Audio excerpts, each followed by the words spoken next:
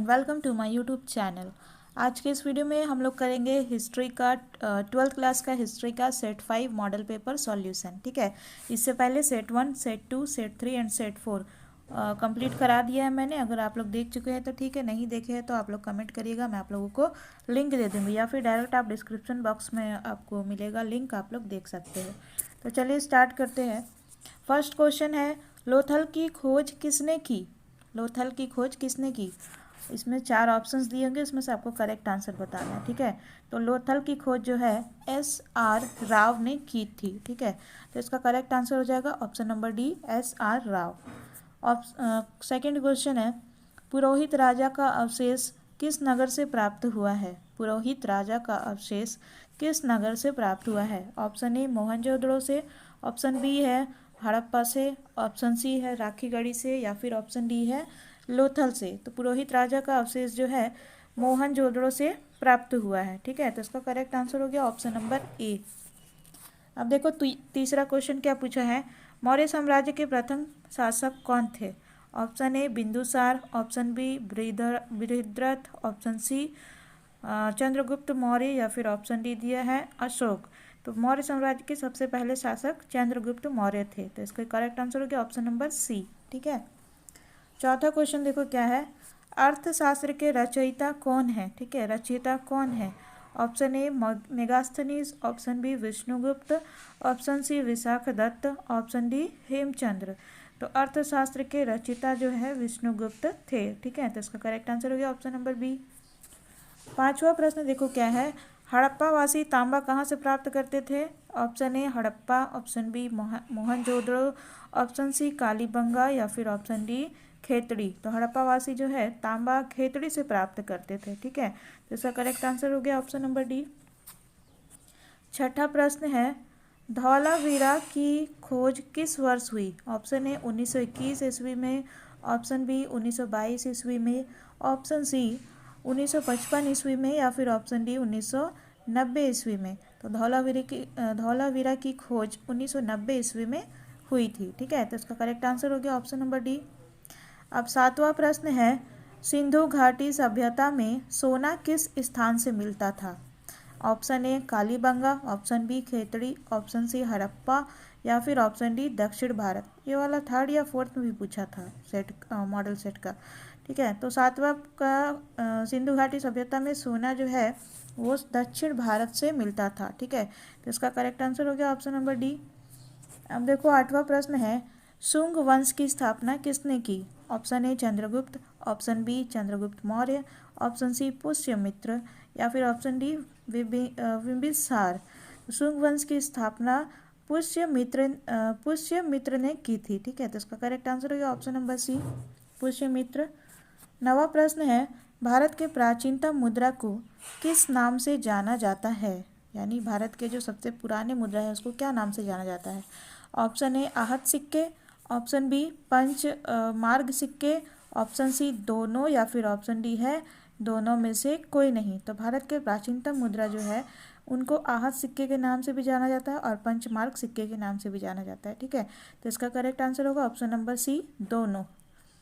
10वां प्रश्न देखो क्या है, बुद्ध चरित के लेखक निम्न में से कौन है? यानी बुद्ध चरित को किसने लिखा है? Option A Bhasa, option B Kalidasa, option C अश्वघोष, ऑप्शन डी विशाखादत्त।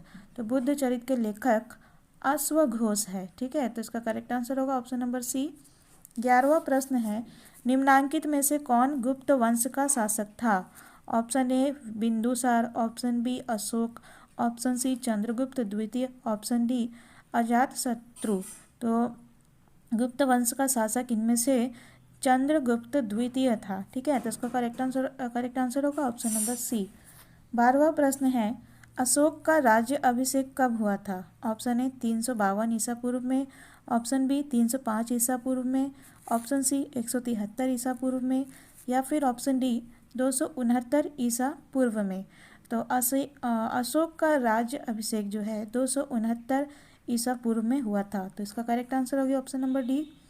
13वां प्रश्न है, सांची का स्तूप किस राज्य में स्थित है? Option A Andhra Pradesh, option B Tamil Nadu, option C Madhya Pradesh, option D इनमें से कोई नहीं।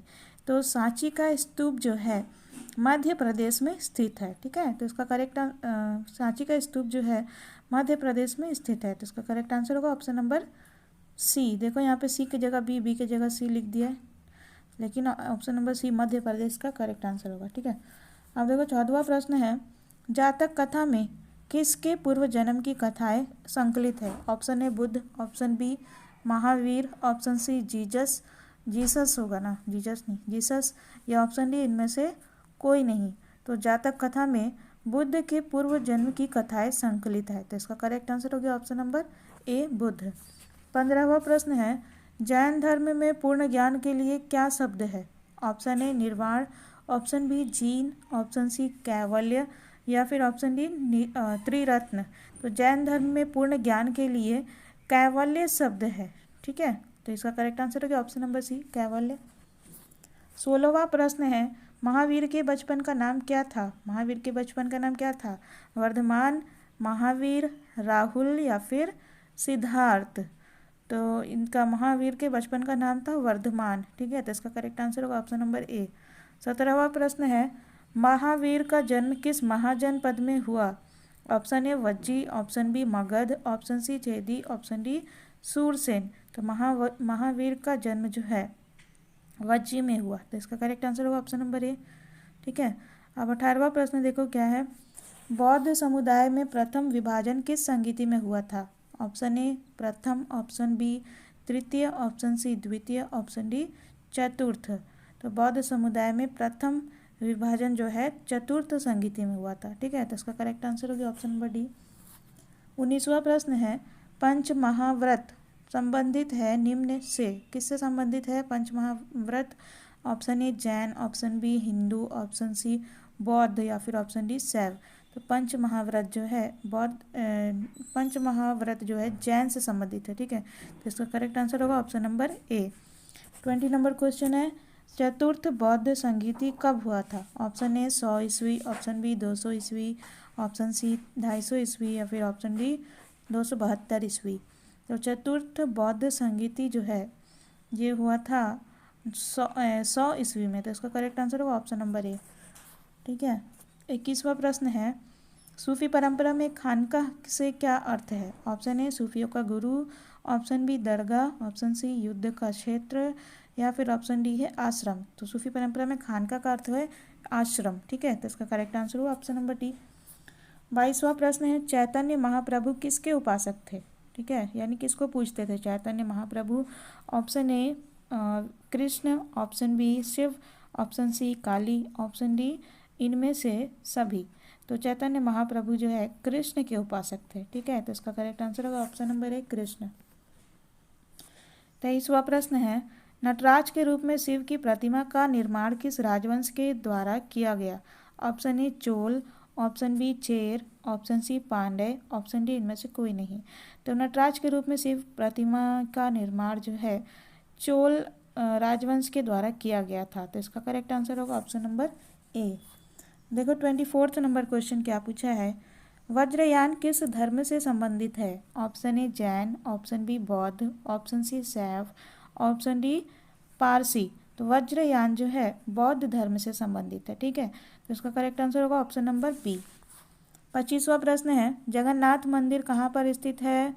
Option A Puri, option B Kolkata, option C Mathura, option D Chennai. तो जगन्नाथ मंदिर जो है पुरी में स्थित है। ठीक है, तो इसका करेक्ट आंसर होगा ऑप्शन नंबर ए।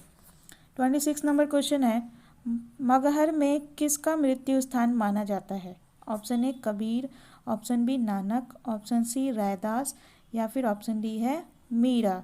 तो मगहर में कबीर का मृत्यु स्थान माना जाता है। ठीक है, इसका करेक्ट आंसर होगा ऑप्शन नंबर ए। 27वां प्रश्न है, किस काल के प्रशासन में अयंगार व्यवस्था प्रचलित थी? ऑप्शन ए संगम काल, ऑप्शन बी विजयनगर काल, ऑप्शन सी छोल काल, ऑप्शन डी राष्ट्रकूट काल। तो ये संगम काल के प्रशासन में अयंगार व्यवस्था प्रचलित थी। ठीक है, अयंगार व्यवस्था कब प्रचलित थी? संगम काल में। तो इसका करेक्ट आंसर हो जाएगा आपका विजयनगर काल। विजयनगर काल में अयंगार व्यवस्था प्रचलित थी। तो इसका करेक्ट आंसर होगा ऑप्शन नंबर बी। 28वां प्रश्न है, तालीकोट का युद्ध कब हुआ था? ऑप्शन ए 1556 ईस्वी में, ऑप्शन बी 1565 ईस्वी में, ऑप्शन सी 1757 ईस्वी में, या फिर ऑप्शन डी है 1761 ईस्वी में। तो तालीकोटा का युद्ध जो है 1565 ईस्वी में हुई थी। तो इसका करेक्ट आंसर होगा ऑप्शन नंबर बी 1565। 29वां प्रश्न है महानवमी डिब्बा किस साम्राज्य से संबंधित थी? ऑप्शन ए विजयनगर साम्राज्य, ऑप्शन बी बहमनी साम्राज्य, ऑप्शन सी चोल साम्राज्य, या फिर ऑप्शन डी है गुप्त साम्राज्य। तो महानवमी डिब्बा विजयनगर साम्राज्य से संबंधित थी। ठीक है, इसका करेक्ट आंसर होगा ऑप्शन नंबर ए। 30वां प्रश्न है देवराय द्वितीय किस साम्राज्य के राजा थे? ऑप्शन ए बहमनी साम्राज्य, ऑप्शन बी चोल साम्राज्य, ऑप्शन सी पल्लव साम्राज्य, ऑप्शन डी विजयनगर साम्राज्य। तो देवराय द्वितीय जो है वे विजयनगर साम्राज्य के राजा थे। ठीक है, तो इसका करेक्ट आंसर हो गया ऑप्शन नंबर डी विजयनगर साम्राज्य। 31 प्रश्न है 31। गोपुरम क्या है? ऑप्शन ए मंदिर के चार दीवारी का मुख्य द्वार, ऑप्शन बी मठ का मुख्य द्वार, ऑप्शन सी महल का मुख्य द्वार, ऑप्शन डी विहार का मुख्य द्वार। तो ये जो गोपुरम है वो मंदिर के चार दीवारी का मुख्य द्वार होता है। ठीक है, तो इसका correct answer option number A. 32वां प्रश्न है अकबर के दरबारी इतिहासकार कौन थे? Option A Birbal, option B Tansen, option C दिया है अबुल फजल, या ऑप्शन डी इनमें से कोई नहीं। तो अकबर के दरबारी इतिहासकार अबुल फजल थे। तो इसका करेक्ट आंसर हो गया ऑप्शन नंबर सी। ठीक है, 33वां प्रश्न है इनमें से कौन सा फसल मूलतः भारत का नहीं है? ऑप्शन ए मक्का, ऑप्शन बी आलू, ऑप्शन सी टमाटर, या फिर ऑप्शन डी सभी। तो इसमें से मूलतः भारत का कौन सा फसल नहीं है? मक्का नहीं है, आलू भी नहीं है, टमाटर भी नहीं है, यानी कि सभी। ठीक है, ऑप्शन डी इसका करेक्ट आंसर होगा। 34 नंबर क्वेश्चन है फतेहपुर सीकरी को राजधानी किसने बनाया? Option A Babur, option B Akbar, option C Jahangir, option D Aurangzeb. तो फतेहपुर सीकरी को राजधानी अकबर ने बनाया था। ठीक है, तो इसका करेक्ट आंसर होगा ऑप्शन नंबर बी अकबर। 35वां प्रश्न है पानीपत का दूसरा युद्ध कब लड़ा गया था? ऑप्शन ए 1526 ईस्वी, ऑप्शन बी 1556 ईस्वी, ऑप्शन सी 1757 ईस्वी, या फिर ऑप्शन डी 1857 ईस्वी। तो पानीपत का दूसरा युद्ध जो है 1556 ईस्वी में लड़ा गया था। तो इसका करेक्ट आंसर होगा ऑप्शन नंबर बी। आप अपना नोटबुक में लिखते जाइए सारा क्वेश्चन आंसर। ठीक है, या फिर आपके पास अगर PDF है तो उसमें टिक कर लीजिए। और वीडियो अच्छा लगे तो लाइक ज़रूर करिएगा और इसे शेयर कर दीजिएगा। 36 नंबर क्वेश्चन है मीर सैयद अली के अब्दुस समद जो प्रसिद्ध चित्रकार थे मुगल दरबार में किस शासक ने लाया?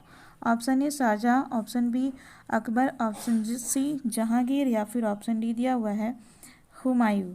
तो मीर सैयद अली और अब्दुस समद जो प्रसिद्ध चित्रकार थे उनको अकबर ने मुगल दरबार ने लाया था। ठीक है, तो इसका करेक्ट आंसर होगा ऑप्शन नंबर बी।